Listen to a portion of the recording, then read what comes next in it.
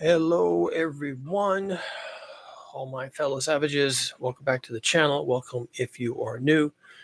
Um, so, current events. Yesterday was the U.S. 4-year elections, including the election of the President of the United States. Donald Trump won. What? What about it? Well, I don't talk about on this channel. Well, actually, even in my entire living life, I don't talk about politics, economics, and religion as rule. I don't think these things are real. They're fake. They're constructs. They're ways that humans imagine the world works when it's not true. And if you wanted evidence that it's not true, look at all the different political systems out there. People just make shit up. That's obvious. Look at all the different opinions on how to govern. People make shit up. It changes all the time. They can't make up their mind. They try every kind of different thing. They're throwing stuff at the wall to see what sticks. Look at all the different kinds of religions. There's thousands of different gods. There's thousands of different ways of praying and directions to pray and what time of day you pray and what you pray about and how you say it and when you say it and who you say it to and what you talk about. Thousands, tens of thousands of different ways to do that right here today, and tens of thousands more in the past. It's all made up. It's all random. And Donald Trump winning the presidential election to be president of the United States. Oh, by the way, I'm on my treadmill here. So if this makes you dizzy, you can close your eyes.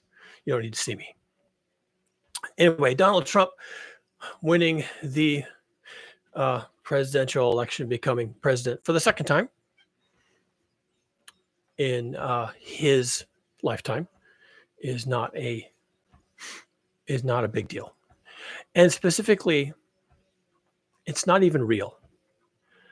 It's just a title. He's just a random guy pulled from the random universe. He was never evaluated for his skills as an orator, as a leader. He didn't win the Nobel Prize. He doesn't have any advanced degrees. He doesn't have anything. He's rich. Maybe he's rich, but it's his father's money. So, I mean, what does he really have? He has nothing. He's just a random dude pulled from the random population of America. And so was Kamala Harris, as far as that goes. Again, no real credentials, no real birthright to rule.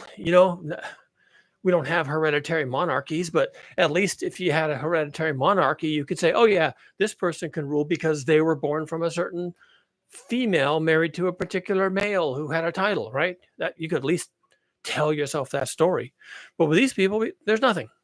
They're just random people pulled from the random population through some random series of life choices, and it's no fault of their own that they do or they do not become president.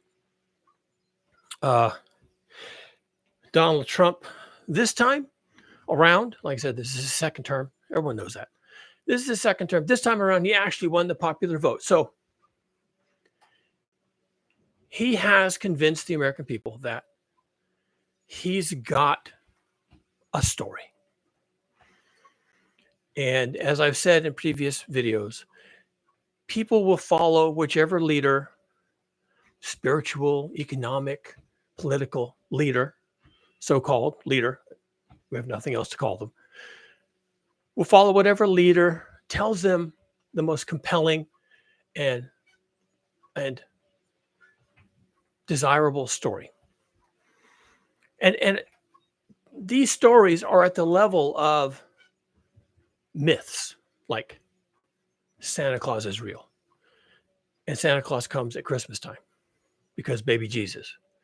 And Santa Claus gives all the good little boys and girls prezzies and gives the bad little boys and girls rocks. So if you're really good, then you get a nice treat or a present. And if you've been bad, you get nothing. And Santa Claus, like God, another fictional character, knows everything, knows all, sees all, and blah, blah, blah. So that's just a story that we tell to children. Why do we tell these stories? I don't know. They're fun. They work. The kids get excited. We can use them as leverage, right? If you're not good, Santa Claus is going to bring you a lump of coal. It's terrorism, right? It's threats, causes anxieties and complexes, and the little children then need what, Prozac or something. But anyway, we do it, and it works for whatever our purposes are. And the story that these political leaders and church leaders and economic prognosticators, the stories they tell us are useful fictions, And we stick with the fictions that are the most useful for a given moment in time, for a given generation. And then the fictions have to change as situations change. And Donald Trump getting elected simply proves to me that he told the best story. And he does that. He tells 2-hour-long stories when he's quote unquote campaigning. And people just sit and listen, or they leave, right? And they get bored and they leave. But whatever, he's just there to tell a story. No policy, no news of the world, no talking to people about, what he's going to do to make life better. Just stories. So Trump won. So what? We have one story. I've been saying this on this channel. I say this to anybody who will listen. I say this to my wife all the time. We have one story. We have one thing that's happening in this world that matters. It's a similar story about like the story of survival. Survival is a real thing. Lots of times people don't. And in the case of natural disasters, when it's over, the people who survive will tell a story of how they survived. They really did that. They clung to a log. They floated on the top of a sinking car. They floated out to sea and were rescued by a helicopter, whatever. They're going to have a story.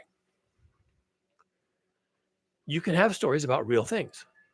And the only story that matters right now is not anything that Kamala Harris talked about or anything that Donald Trump talked about. Those are just populist, make-believe, Santa Claus, Easter Bunny stories. Lying to children. It works, but that's all it is.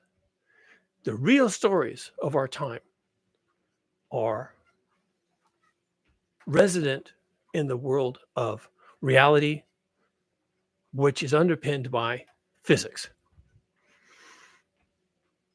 Gravity is a real thing. So is global heating. These are real things. They're instrumental. We can measure them. We know how strong gravity is on different parts of the world. And yes, it does vary, just because you didn't know that. We know what the gravity is on the moon. We know what the gravity is on Mars. We know how the gravity of the Earth changes depending on whether you're at sea level or up on top of a mountain.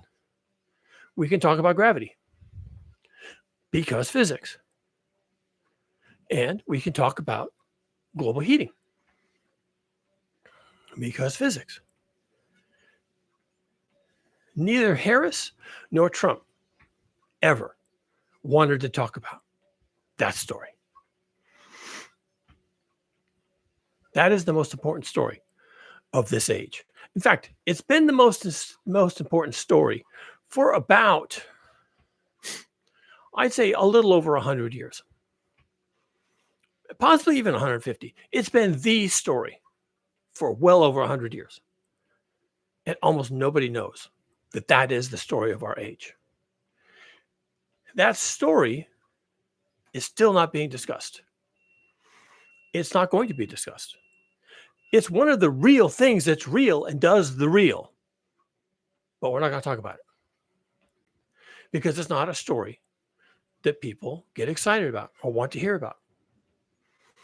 They want to hear about the Easter Bunny and the jobs reports and inflation and credit card rates and how much does it cost to buy a home and how much is insurance for my new home mortgage and can I get insurance at all and do I need flood insurance and do I need fire insurance and the insurance industry is going away and how do we survive?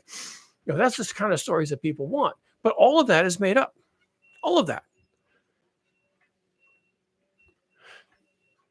The insurance industry is just part of economics. It can come or go. We could manage. We could manage without insurance policies. We could make home insurance no longer part of the economic system at all. You don't have an insurance policy for police protection. By the way, it used to be like that. Fire protection, you had to buy an insurance policy with an insurance company, and then they had a fire battalion.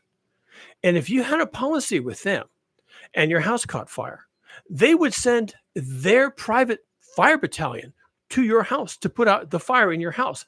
If the house next to yours was on fire, they would not. I mean, they might send the battalion out to protect your home from the fire next door, but they wouldn't put it out because that's not a policyholder. In fact, when people's houses burned down without the brigades putting the fires out, people started saying, hey, that's not fair. And so they came up with basically county, state-funded fire brigades, which now we have all over our communities. It became a publicly funded service, not a privately funded service. But initially, it was privately funded. There are ways to do these things that are real, but we don't do them. We make believe. We tell stories about making America great again or some other platitude. And it's fine. I don't even have a problem with it. If Trump gets elected because he has a better nonsense story than Kamala Harris, why do I care? I'm a scientist. Everything I do is rooted in physics. And they're not talking about physics at all. They're not talking about anything that's real, including global heating caused by our monkeying around with the greenhouse effect by burning fossil fuels and emitting CO2 into the atmosphere. They're not talking about it. No, neither one of them talked about that. No politician will ever talk about that. No economist will ever talk about that. No religious figure will ever talk about that. Even though it's real, they won't talk about it. And in the state of Florida, they made it illegal to use the terms, the words, climate change in legislation or laws, or presumably anything else having to do with the state or local governments, which is a lot because climate change is real and it's affecting a lot of people in a lot of ways. And yet you can't have that conversation. I mean, you can have it in the street with your neighbor when you're looking at your broken down homes and the 8 inches of mud in the street from the storm surge or the flooding or whatever it was. You can talk about it with your neighbor, but you can't go to the state and say, well, because of climate change, we're going to need legislation to protect people. You can't have that conversation. You can't have at the political level, which is all flim-flam, fakery. It's all made up. You can't have a conversation about something that's real because they don't want to talk about it. Now, Kamala Harris wasn't going to help us with global heating. Just wasn't. Donald Trump is not going to help us with global heating. I don't much like Donald Trump. I think he's an idiot. He's not smart. Not that she's all that much smarter, but I think she would maybe care about reality. Maybe. I'm completely wrong. We'll never know now, right? But I think he's an idiot. He doesn't know anything about it. He fakes it. He fakes everything he does. No, fake it till you make it, right? Fake it until you can make something happen. And he fakes everything until either people give up on him because he's so confusing and erratic, or something good happens. So neither of these people were going to help us.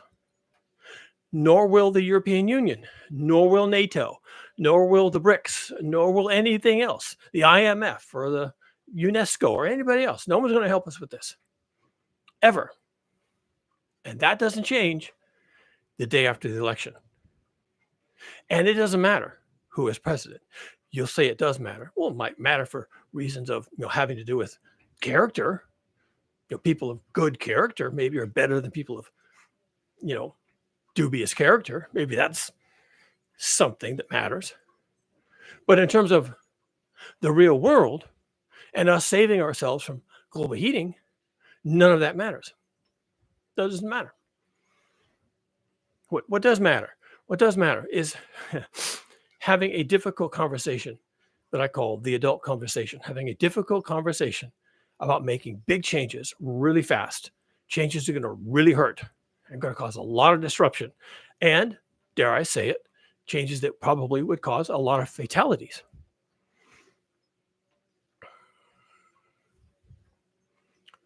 We're not going to do it.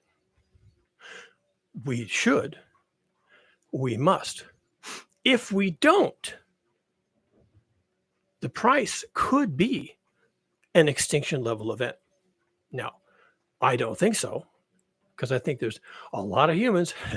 8,000 million humans is a lot of people to get rid of.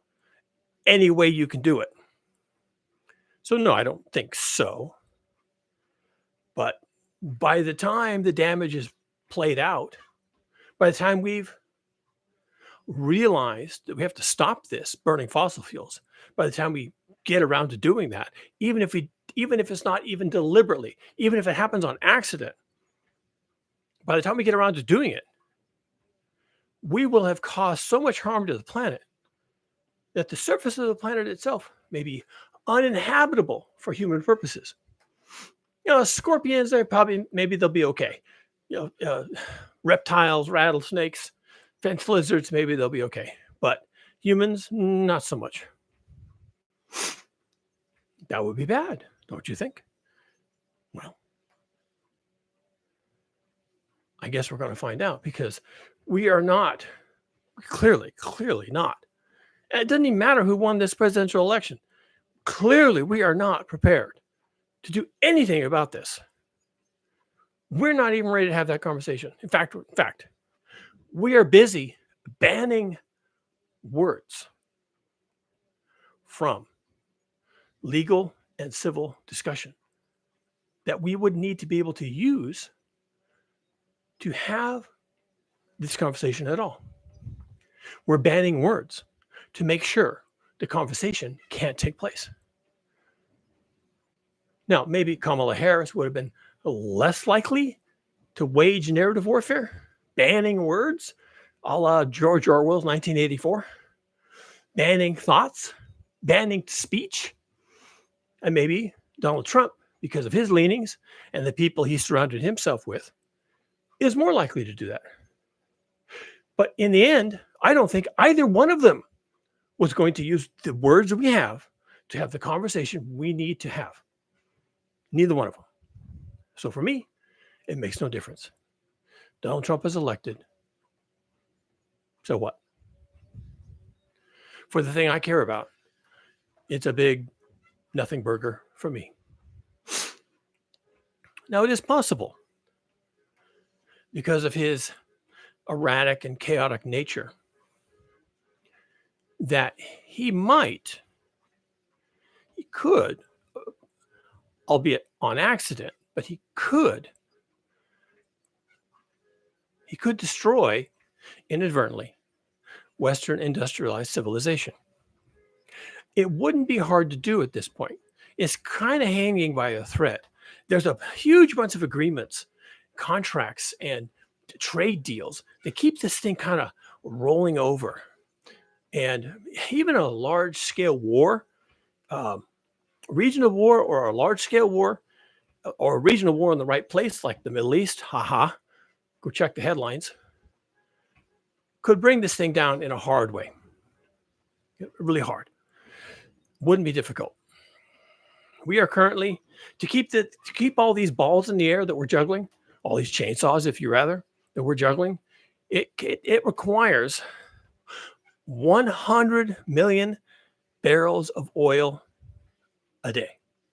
100 million barrels of crude oil a day. Every day. To keep all of this limping along. With the inflation, with the price of housing, with the price of insurance, with the price of gasoline at the service station. 100 million barrels of oil a day. It just keeps this limping along. And if you can't afford your insulin, well, then 100 million barrels of oil a day is probably not sufficient for your purposes. You maybe need 150 million barrels of oil a day to afford your insulin, to afford housing, to be able to get insurance, to have enough money rolling around in the system that you could buy insurance at a reasonable rate, to have enough money rolling around in the system that you could get a wage that would let you pay for your expensive housing and your expensive insurance and your expensive utilities. 150 million barrels of oil a day. Now, Kamala Harris and Donald Trump were both on record as wanting that. They wanted more, both of them.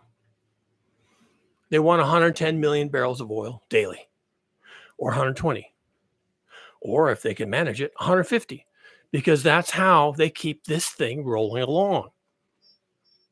That's the story. That's the reality behind this children's story they keep telling people, that they're going to make America great again. And they were both talking that same language. Kamala Harris was all about cheap gasoline and affordable housing and, affordable health care. And okay, so that's more fossil fuels. That's more crude oil and coal and natural gas.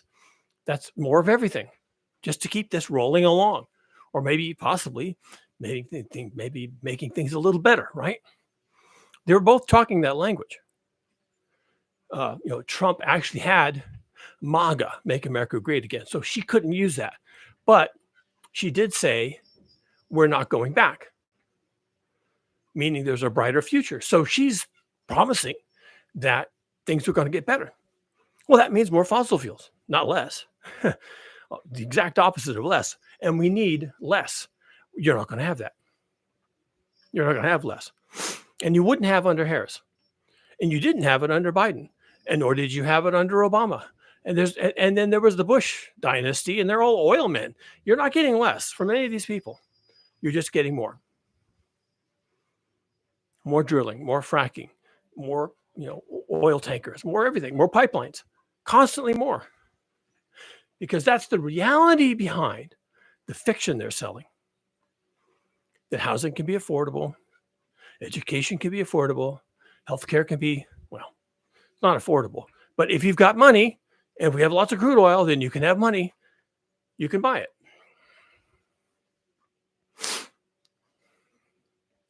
We are going to have to give up on fossil fuels.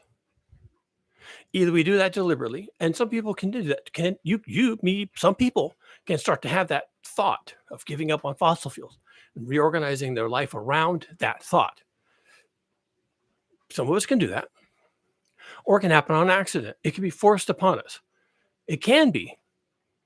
It can be. Because if we need more just to keep the wheels turning, literally and figuratively, but we can't get more, then it's done. If we actually need more to make America great again, but there isn't any more, and we have just enough to keep the wheels rolling over, then in some ways, that future is out of reach. You can't make America great again if you can't pump more crude oil. And as we're seeing in Russia right now, with the Ukrainians bombing their oil infrastructure, it's real easy during conflicts, and we have a lot of conflicts right now, more to come. It's real easy during conflicts to have the actual oil supply decrease. And that makes the story time so less, actionable. Without all that crude oil, your story becomes less and less reliable. You can't promise every child a pony and Santa Claus and Easter Bunny if you're not able to pump increasing amounts of crude oil at a time when, because of global heating, we should be pumping, if anything, a lot less. So the recommendation I have for you and anyone else who wants a recommendation is to prepare to survive. In particular, to prepare to survive without fossil fuels. That means everything you need, food, clothing, and shelter, has to be super local. It'd be nice if you had your own forest nearby where you could get wood. If you don't, well, then you may be in the wrong place. It'd be nice if you had water nearby where you could at least get water with a bucket, right? If you don't, maybe you're in the wrong place. It'd be nice if you had a lot of arable land nearby within short walking distance like it used to be. If you don't, maybe you're in the wrong place. And maybe your governments can fix those things for you. Or maybe you can work with your community to fix those things for yourselves collectively. Maybe. But if you can't, then maybe you're in the wrong place. And you have to start having that thought. If you're on the Titanic and you're getting the idea that the thing is sinking, then you may also have the thought that you need to be somewhere else. And that's kind of your situation. And that was going to be your situation, whether Harris won or Donald Trump won. At this point, you have to recognize and admit that the fundamental foundation under which they tell us all these pretty stories is coming unglued. It's all underpinned with increasing access to fossil fuels. And it's burning the fossil fuels to, have our Easter Bunny and our Santa Claus. It's burning the fossil fuels that is warming the planet. And once the planet gets warm, it stays warm, probably for 1 million years. So it's not like you can ever walk away from this. You can't ever walk away. Not in your lifetime, and not in 20, 30 generations, or 100. Humans have been on this planet for 300,000 years. Most of that would have been Stone Age life, right? Hunters and gatherers, and, domesticated fire. And, we might have to deal with global heating for another 300,000 years. And what's that going to look like? Uninhabitable Earth. We had a pretty good time for the last 300,000 years. The next 300,000 years may be nothing but marginal survival because we didn't stop burning fossil fuels. And none of these leaders are going to help us with that. They're just not going to do it. You're going to have to save yourself. And what I call that, since we're not actually on a sinking ship where there's actual lifeboats to be lowered into the water, what I call that is village life. You have to start thinking about village life. Who do you want in your village? Where is your village going to be? How are you going to form a village? How are you going to even have this conversation with your neighbors, your family, your friends, your coworkers? How can you even have this conversation? And they are rapidly depriving you of the privilege to even talk about this. It's going to be really hard to have these conversations under a Trump administration. It's just going to become very difficult, probably impossible. We may never be able to have these conversations about how we're going to save ourselves, about how we're going to get off of fossil fuels, about what happens if we don't. It's possible we will never have these discussions. I don't think we were going to have them with Harris, but we'd probably definitely not going under Trump. So we're not going to have these conversations. I don't know what to tell you. Yeah, Trump won. So what? Your problem is exactly the same as it was the day before and the year before and the decade before and really the century before. Your problem is still the same. Global heating. So I'm not worried about the Trump administration. Stop this. Don't know what they're going to do. Don't really care. I guess we're going to find out. And problem is still the same. You need to get to the lifeboats.